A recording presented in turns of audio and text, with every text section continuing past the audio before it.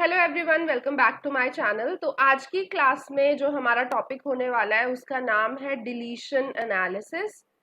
Deletion analysis आपने सबने इसके बारे में सुना होगा और इससे रिलेटेड काफ़ी क्वेश्चंस भी आते हैं। तो let's start with this particular question.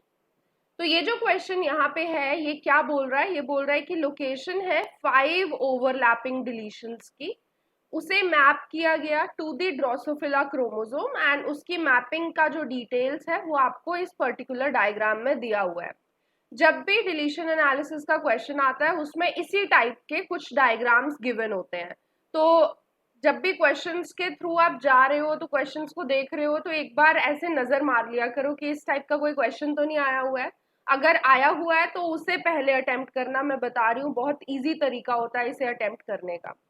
तो यहाँ पे पहले सबसे पहली चीज होती है ये देखना कि एक्चुअल में ये जो लाइंस बनाई है ये डिलीशन है या नॉर्मल जीन वाला सेगमेंट है।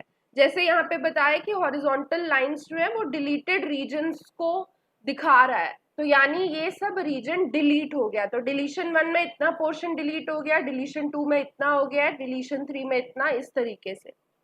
एंड रिसेसिव म्यूटेशंस है कुछ ABCDE, ये इन्हीं रीजन्स में लोकेटेड है, मतलब ये डिलीटेड रीजन्स में लोकेटेड है, but the order of mutation on the chromosome is not known. वही हमें निकालना है, मतलब एक्चुअल में ऑर्डर क्या है, कौन सी जीन कहाँ पे लोकेटेड है, वो सब हमें निकालना है। अब जीन कौन सी है जिनकी हम बात कर रहे हैं, तो वो जीन्स ये म्यूटेशन वाली है, मतलब ये वाली जीन्स की हम बात कर रहे हैं। अब यहाँ पे आपको बताया कि किसी किसी चीज का क्रॉस कराया और उसके अकॉर्डिंग आपको एक और टेबल दिखाया गया है। इस टेबल में आपको मेंशन करा है म्यूटेशन एक साइड पे, तो ABCDE म्यूटेशंस एक साइड मेंशन करी है और डिलीशंस यहाँ 1 2 3 4 5 मेंशन किया गया है। Now the thing is you just have to analyse these two tables और फिगर्स। इन्हें मेनली आपको एनालाइज करना है और आपका आंसर निकल जाएगा। यहाँ पे कुछ भी मैटर नहीं करता कि किसकी क्रॉस किसके साथ करी थी, बट आपको पढ़ना है तो पढ़ सकते हो। बाकी यहाँ पे ये देख लेना कि सिंबल टेबल में है क्या, तो प्लस वाइल्ड टाइप है और M का मतलब है कि वो म्यूटेंट फिनोटाइप है। अब इसके बेसिस पे आपको बोला है कि ऑर्डर क्या होगा जीन्स का, और वो आपको यहाँ पे 4 ऑप्शंस गिवन है, उसके अकॉर्डिंग बताना है। देखो सबसे अच्छा तरीका जो यहाँ पे होता है एनालाइज करने का, सबसे पहले एक एक करके डिलीशन देखेंगे हम। ठीक है, हम क्यों डिलीशन देख रहे हैं, इधर से हॉरिजॉन्टली आपको रीड करना है। जरूरी नहीं होता हमेशा हॉरिजॉन्टली ही रीड करना हो, तो कभी कभी आपको वर्टिकली भी रीड करना होता है इस पर्टिकुलर टेबल को। तो एक बार आपको देखना पड़ेगा, जब क्वेश्चन एनालाइज करने आ जाएंगे तो आपको पता चल जाएगा कि एक्चुअल में आपको देखना कैसे है।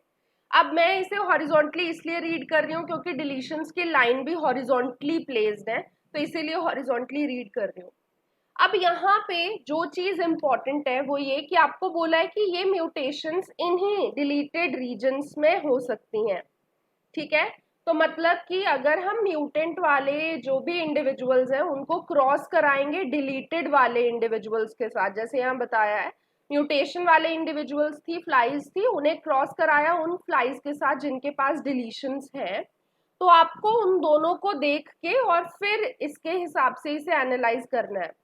ठीक है, तो अगर म्यूटेशन जो है डिलीटेड सेगमेंट में होगी, ठीक है, अगर म्यूटेशन डिलीटेड सेगमेंट में होगी तो इसका मतलब है कि जो भी आपकी जीन है वो यहाँ पे किस टाइप से आपको दिखेगी, प्लस साइन से दिखेगी। मतलब कि फर्स्ट डिलीशन में आपको बोला ये A वाइल्ड टाइप है और E वाइल्ड टाइप है। ठीक है, आप यहाँ देख रहे होगे, लाइंस देखोगे, मतलब कॉलम्स देखोगे तो 1 2 3 4 5 6 कॉलम्स हैं इन टोटल।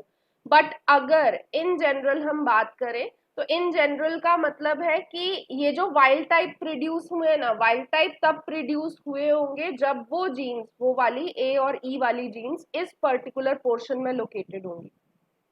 समझ पा रहे हो? तो एक्चुअल में जो डिलीशन वाला सेगमेंट है उसमें कौन सी वाली म्यूटेशन लाई कर रही होगी, वो लाई कर रही होगी जो बाकी की बची, मतलब जिसमें M लिखा हुआ है।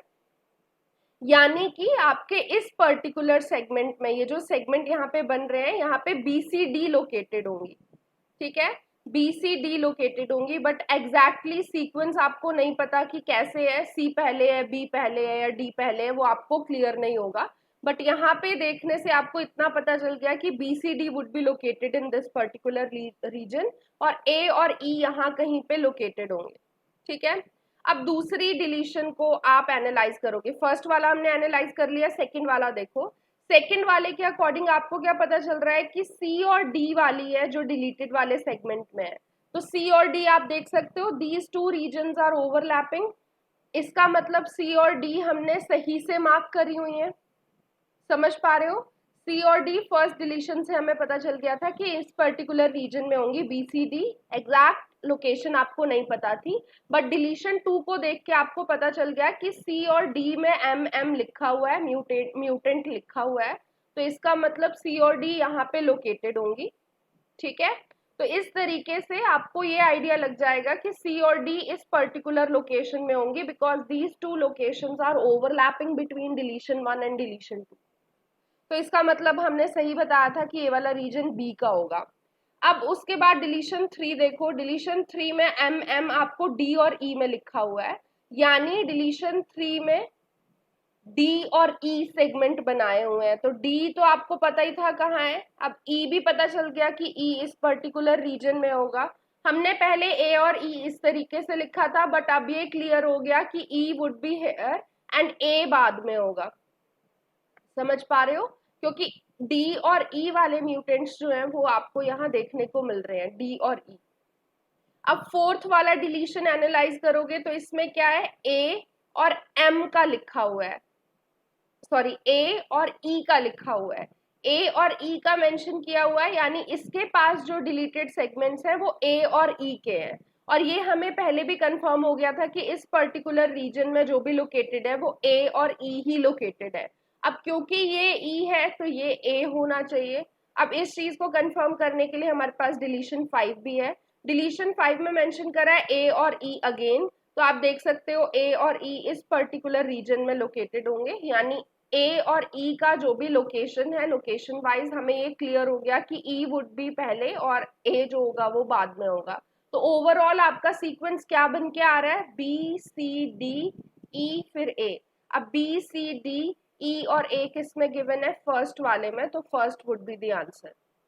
तो आपको बेसिकली ये देखना होता है, जो वाइल्ड टाइप वाले होते हैं आफ्टर क्रॉस वो होते हैं जो कि लोकेटेड होंगे उस रीजन में जहां पे डिलीशन नहीं है, और जो एम वाले हैं यानी म्यूटेटेड वाले हैं वो लोकेटेड होंगे उन रीजन्स में जहां पे डिलीशन हुई है। क्योंकि आपको बताया था कि ये सारी म्यूटेशंस जो है ये लोकेटेड है इन दिस रीजन, दिस कौन सा, डिलीटेड रीजन। तो एम वाले जो भी होंगे वो सारे डिलीटेड रीजन में एग्जिस्ट कर रहे होंगे।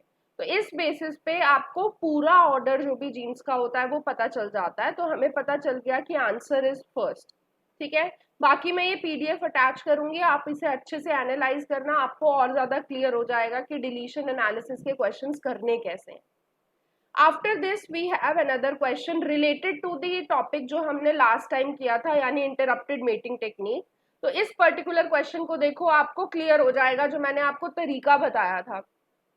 आपको ऑर्डर ही बताना है बस लुसाई का, पूरा पढ़ने की जरूरत ही नहीं है। ऑर्डर कैसे बताओगे, मैंने टाइम के हिसाब से आपको ऑर्डर बताया था। तो किसका सबसे अर्लीस्ट टाइम है, तो ए आर जी का दे रखा है, दोनों में ही earliest time that is less than 10। तो इसका मतलब A R G gene would be the first one.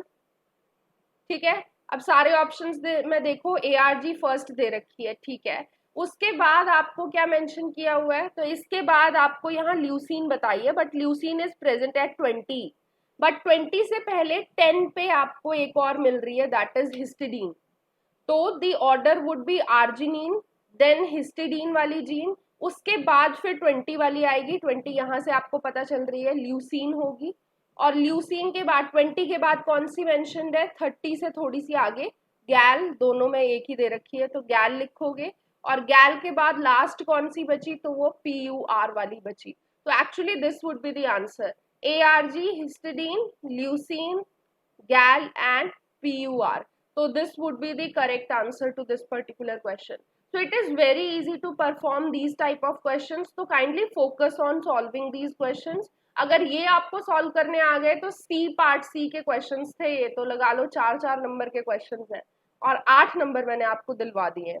तो इससे ज्यादा अच्छा आपके लिए और कुछ नहीं हो सकता। तो इन क्वेश्चंस को सॉल्व करो, प्रैक्टिस करो, आपको बहुत सारे ऐसे क्वेश्चंस मिलेंगे और आपकी बहुत ज्यादा हेल्प हो जाएगी। और अगर आप मेरा बैच ज्वाइन करना चाहते हो तो 1 जून से मेरा बैच शुरू हो रहा है, जिसकी 1000 रुपीज पर मंथ फीस है और मंडे टू फ्राइडे 1.5 घंटे की 8:30 से 10 बजे तक क्लास होगी। Doubt sessions, hand written note, सब कुछ आपको प्रोवाइडेड होंगे।